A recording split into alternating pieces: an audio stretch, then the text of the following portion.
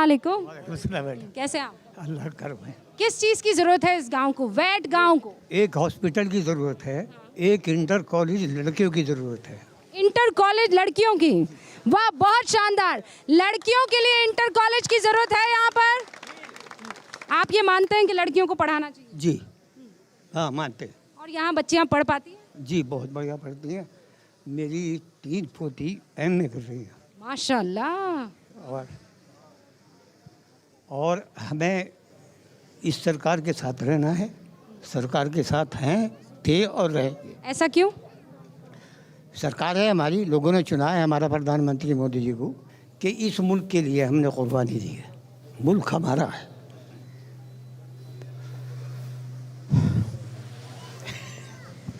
लेकिन हमारे साथ ज्यादती है। जब बड़ा वक्त गुलिस्तान है तो खून हमने दिया, अब बाहर आई है तो कहते हैं तेरा काम नहीं। ये शिकायत है। लेकिन आपको कभी किसी ने खुद आकर ये कहा है कि ये तुम्हारा घर नहीं है, तुम यहाँ से बोरिया बिस्तर बांधो और निकल जाओ? ये तो अखबार में पढ़ते हैं हम डेली। ये अखबार में आप पढ़ते हैं, लेकिन आपके साथ? नहीं कहा किसी ने, क्योंकि ये मुस्लिम बहुल्य इलाका है हमारा, इसलिए वो लोग नहीं कह पाते। दूसरे अखबार में हम डेली पढ़ते हैं। अभी हिमाचल में कहा उन्होंने कि मुसलमान हमारे क्षेत्र को खाली कर दें, वरना उनके साथ बुरा सलूक किया जाएगा। नहीं, ये आप व्हाट्सएप और वो सारी चीज़ें हैं। मैं तो खुद एक पत्रकार हूँ। ऐसी बात कहीं नहीं आई थी। मैंने खुद पुष्कर सिंह धामी जो कि मुख्यमंत्री हैं उनसे पूछा है। उस पर खबर चली थी लैंड जिहाद की। हाँ, तो कहा कि सारी जो हैं वो कब्रें तोड़ी जा रही हैं और दरगाह तोड़ी जा रही है। तो मैंने आंखों में आंखें डालकर पुष्कर सिंह धामी से सवाल पूछा, तो उन्होंने मुझे हज़रत ये कहा कि ये झूठी खबर है। जो चाहे वो मंदिर हो, चाहे वो गुरुद्वारा हो, चाहे वो मस्जिद हो कि चर्च हो, वो सब जो सरकारी ज़मीन पर बने थे तोड़े गए। लेकिन बाहर क्या निकला कि दरगाह तोड़ी गई है। एक मिनट मेरी बात सुने आप। अभी पिछले हफ्ते एक खबर थी, खुद योगी जी ने, हमारे मुख्यमंत्री ने, मान्यवर ने ये कहा कि अगर ज्ञानवापी को मस्जिद कहा जाएगा तो वो उसमें तो फिसाद तो होना ही होना है। आप मानते हैं कि वो मस्जिद है? हाँ मस्जिद है। तो मस्जिद में नीचे मूर्तियाँ क्यों रखी हुई? नाम से नहीं, वो जामा मस्जिद के नाम से है। ज्ञानवापी महल्ले का नाम है उसका। जी।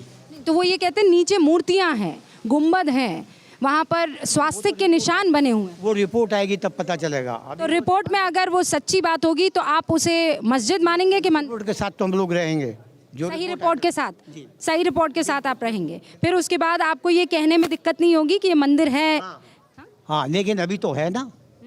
अभी तो जो मुख्यमंत्री है हमारे, मुझे हजरत की ये बात पसंद आई है कि भाई अभी तो मस्जिद है ना, जब फैसला आ जाएगा और जब प्रूफ आ जाएगा तो हम ये बात मान लेंगे। लेकिन कुछ और लोग हैं जिनसे बात करना ज़रूरी है। एक साहब यहाँ पर नज़र आ रहे हैं, बड़ी धूप है लेकिन शिद्दत से आप लोग बातचीत कर रहे हैं। आपका नाम क्या है? अलमास अहमद। अलमास अहमद। अलमास। अलमास साहब, आप यहीं रहते हैं? जी मैं यहाँ भी रहता हूँ, मैं नोएडा में भी रहता हूँ। अच्छा, यहाँ के हालात कमोबेश बेहतर है? यहाँ की स्थिति किस तरीके की, अगर मैं कहूँ आपसे? नहीं, किस परिप्रेक्ष्य में? मुसलमानों की हालत या आफ्टर ऑल देश में जो माहौल बन रहा है? मैं मुसलमानों की हालत भी और आप चाहें तो देश की हालत पर भी। देखिए, मुसलमानों की हालत आफ्टर ऑल ठीक ही है लगभग, लेकिन मुसलमानों को जो देश के अंदर डराया जा रहा है, जो एक भय का माहौल है, हमें सिर्फ उससे दिक्कत है। हमें ना योगी जी, ये कौन डरा रहा है? जो हिंदूवादी संगठन हैं वो हमें डरा रहे हैं। पर वो कहते हैं कि ऐसे ही कुछ मौलाना भी हैं जो खुद को मौलाना कहते हैं लेकिन इस्लाम की समझ नहीं है। ये दोनों तरफ के लोग हैं। लेकिन आपको ऐसा क्यों लग रहा है कि सिर्फ हिंदूवादी संगठन ही? क्योंकि जब पत्थर पड़ते हैं किसी शोभा यात्रा पर तो वो तो हिंदूवादी संगठन नहीं फेंक रहा है। देखिए, जहाँ तक मौलवियों की बात है, हमें सही मानों में तो मौलवियों ने अंधेरे में रखा है। जो अगर मुसलमान एजुकेटेड होता, सही तरीके से कुरान को समझता, तो शायद आज मुसलमानों की हालत नहीं होती जो मुसलमानों की हालत आज हिंदुस्तान में है। इससे बेहतर हालात में होता, क्योंकि आपने कुरान सिर्फ एक हाफजे की किताब बना दिया है। उसके कॉन्स्टिट्यूशन को आपने पढ़ा नहीं, उसे समझा नहीं है, उसे सिर्फ रट्टा मार लिया है आपने, उसे पढ़ा नहीं है। तो बेसिक जो ढांचा बिगड़ा है मुसलमान का, वो एजुकेशन से बिगड़ा है और मौलवियों ने बिगाड़ा है। एजुकेशन ज़रूरी है, कितने लोगों का मानना है? सबका मानना है। हाँ, एक बार ये तस्वीर दिखा दीजिए। एजुकेशन ज़रूरी है, क्यों ऐसा मानते हैं आप? जी मानना पड़ता है, आजकल एजुकेशन ही सब कुछ है। आपको लगता है कि मुसलमान अगर पढ़ा लिखा होता तो कोई इस तरीके से बरगला नहीं पाता उनको? जी ऐसा ही है। आपका नाम? जी मेरा मोहम्मद सरफराज नाम है। आप यहीं के रहने वाले हैं? नहीं, मैं कस्बा सियाने का रहने वाला हूँ। और यहाँ कैसे आना हुआ? यहाँ अपने इधर जो मिलने जुलने वाले हैं सब इधर आए हुए हैं, उन्हीं की खातिर आए हैं। तो फिर आपको पता लगा कि भाई टीवी वाले आ रहे हैं, तो कोई बात कहना चाहेंगे? मोदी जी इस वक्त आपको सुन रहे हैं तो उनको क्या कहेंगे? देखो मैं तो एक ही बात कहना चाहूँगा, जो भी योजनाएं लाए हैं मोदी जी बहुत अच्छी हैं और इनका लाभ मिलना चाहिए, लेकिन ये लाभ मिल नहीं पा रहा है लोगों को जो उन्होंने योजनाएं अच्छी लाए हैं पर लाभ नहीं मिल पा रहा है।